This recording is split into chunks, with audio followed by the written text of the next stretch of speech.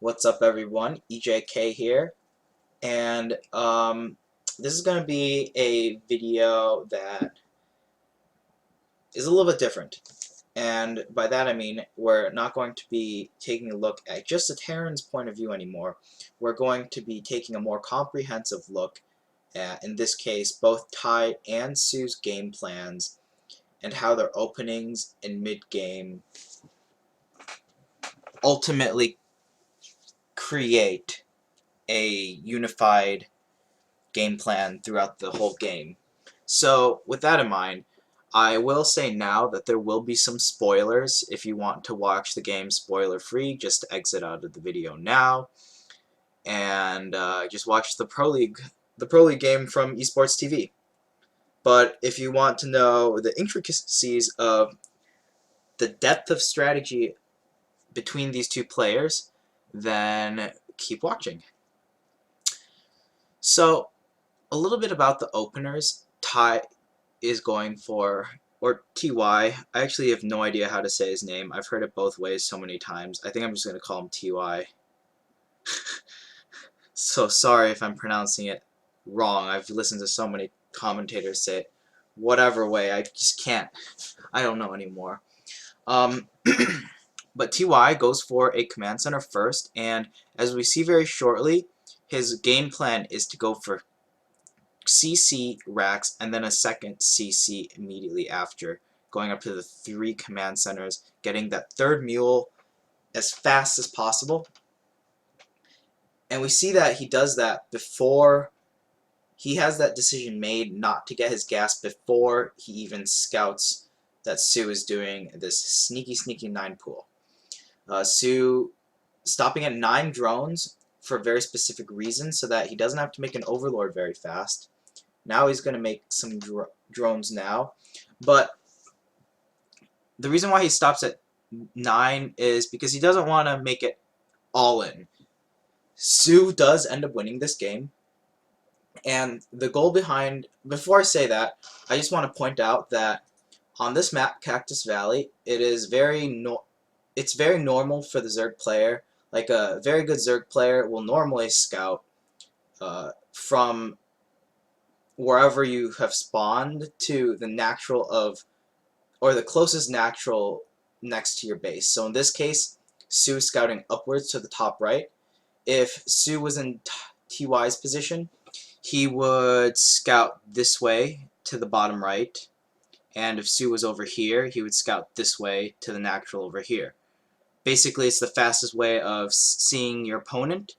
And it also ensures that your overlord doesn't die. You get to see his wall, you get to even see a command center first if it's on the low ground, and then you can just pop back really fast. But if you go from this way through the main base, there's this big open area, and if your opponent has gone for some sort of relatively fast marine, it can be easily sniped off.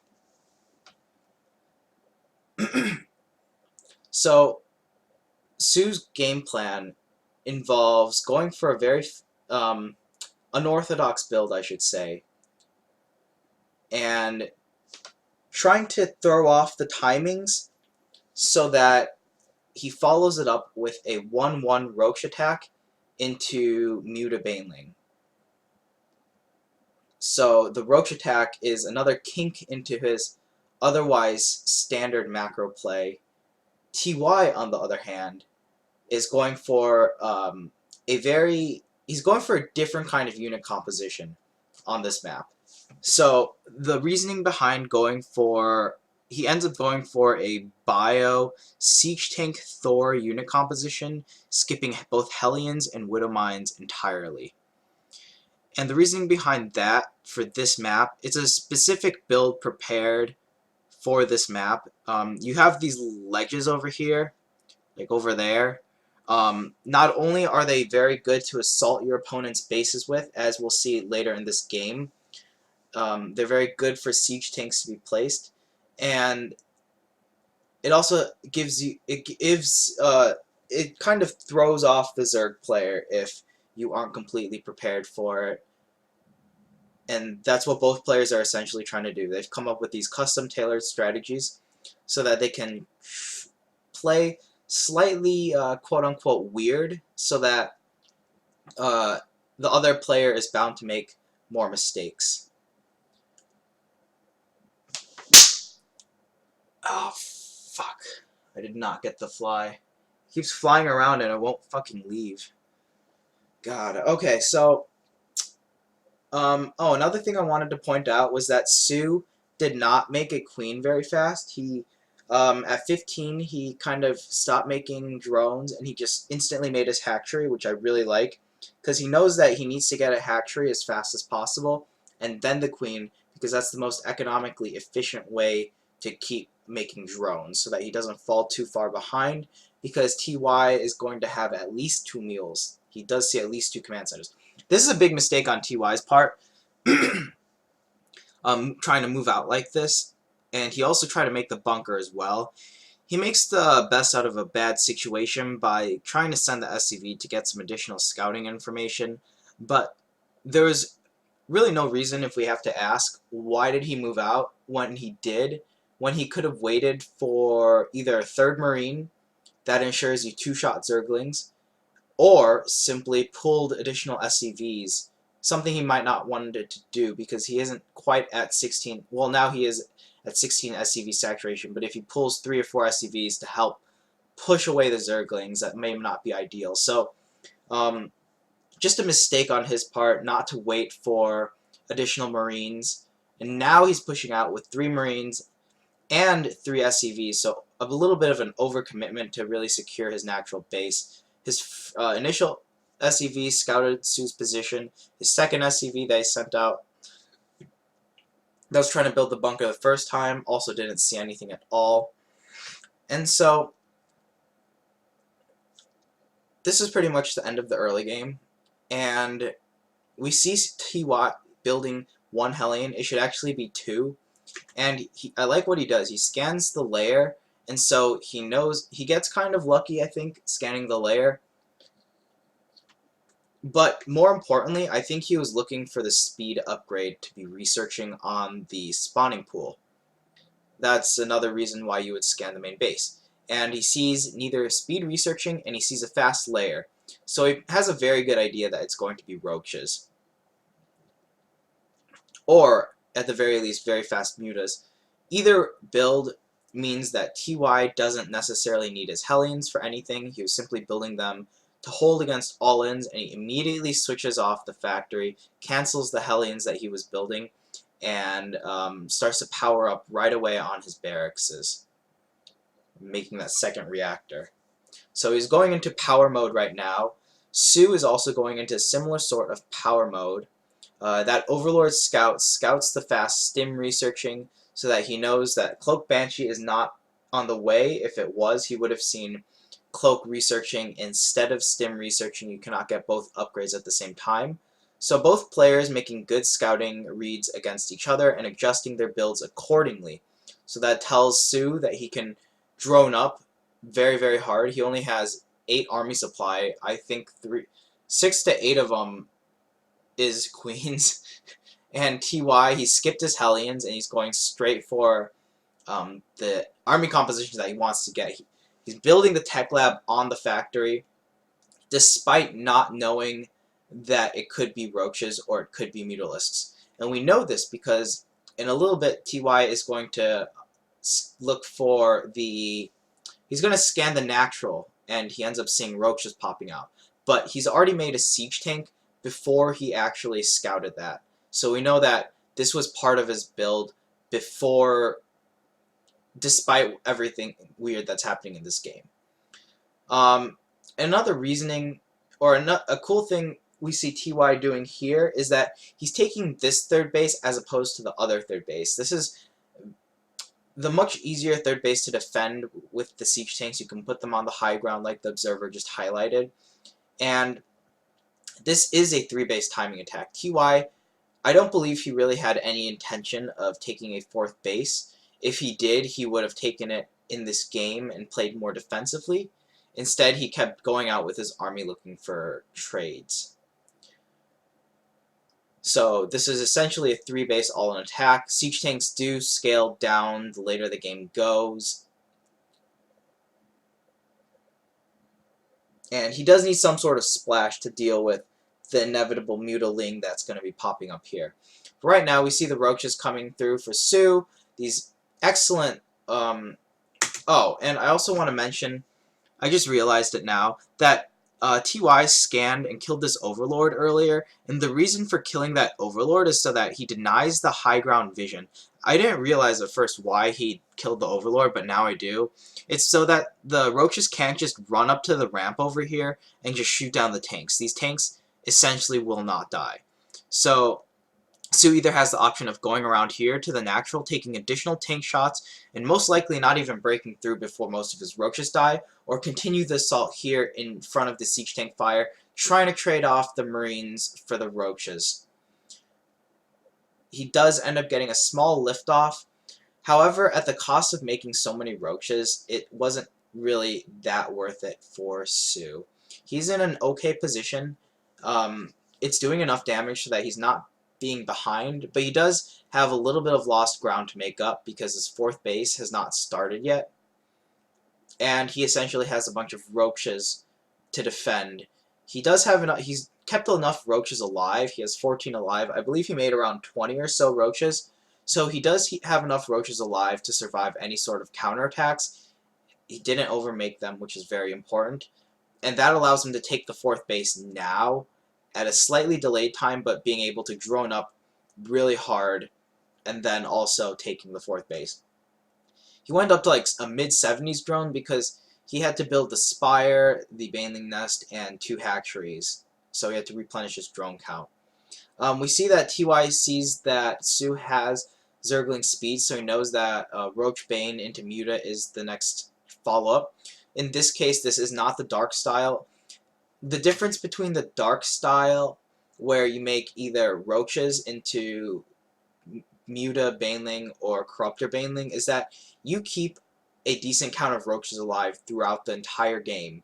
Whereas what's suited here was a timing attack with 20 or so odd number of roaches, which he didn't want to sack, so he keeps them alive, but he doesn't build any more of them. So even though they are part of his army, he has no intention of making any more, and they're eventually going to be taken out of his army through different kinds of traits. We see here, SoO has to overreact to the single drop that TY is doing. It's pulling the army out of position. This is a great map to drop a single medevac because it's really hard before the mutalisks come out to deny this sort of stuff. And as a result, TY pushes and is able to snipe the third base because SoO's army is out of position. The siege tank placement's really cute. However, TY overextends. He stays in this spot a bit too long and doesn't retreat fast enough. I don't think he would have been able to retreat either, maybe just retreating his bio units a little bit faster without losing them all. But he traded about 3 siege tanks and some bio units for a base, so SoO's back onto 3 bases. TY, he's busy powering up. He has 2 more barracks that we haven't seen build on the production tab, making reactors, and he has no 4th base in sight getting ready to be started either. That's just something I want to note. If he was going to take a 4th base, he would take it now after he kills the 3rd base. That's also why it was really important for TY to kill SoO's one of SoO's bases and keep his economy limited to 3 bases for as long as possible, so that TY would be 3 base economy versus 3 base economy of the Zerg player for as long as possible as well. And now we see with the replenishing of the tank counts, he has about 2 now. He had about a total of 6. He had 3. Or he had 5, he had 3 that just died, and now he has 2. He's starting Thor production as soon as the mutas are out and about, and his next push is going to come, it should come out around 2-2. Creep spread's getting a little bit dangerous. That's one of the downfalls of taking this 3rd base, is that if you don't apply pressure, you're not able to get rid of this creep spread very fast. It can get out of hand really fast because of the short distance it takes to creep up that little corridor area. We see 2 Thor production on the way now, and I also want to mention again that TY has not taken a 4th base. He has no intention of taking a 4th base. Just want to reiterate that. And now he's going out. 2-2 is essentially complete against the 2-1 of SoO. They're actually both at 2-1, so the upgrades are even. And TY extends over here to take the watchtower, but SoO gets a really good jump on TY's army and is able to take a good engagement off of creep. And TY just doesn't have enough of a bioforce and a buffer for the tanks to do enough damage. His army was caught slightly out of position. I think if he had his bio units all together instead of streaming in, the tanks would have been able to get a couple extra shots off on the banelings, and that would have kept enough bio alive to possibly push back this force. But instead, like I said earlier, both players were looking for kind of unorthodox macro timing attacks. SoO with the 1-1 roaches into Mutabaneling, and TY with this interesting siege tank Thor bio composition. And it's just designated to try to throw your opponent off and make mistakes like this. In this case, TY took a slightly bad engagement. This isn't something he has as practiced as, for example, as mech or standard bio play, so these mistakes are more likely to happen. And yeah, every mistake is crucial because you can't just regame. This is a best of 1. And so SoO is able to clean up the game in a very convincing fashion. So that pretty much brings an end to this game. Let me know what you guys think of this format. I think it's an improvement over the other videos that I've made, in that this kind of tries to point out all of the small details going on in the match that both players have refined into their builds for their game plans to be as successful as possible.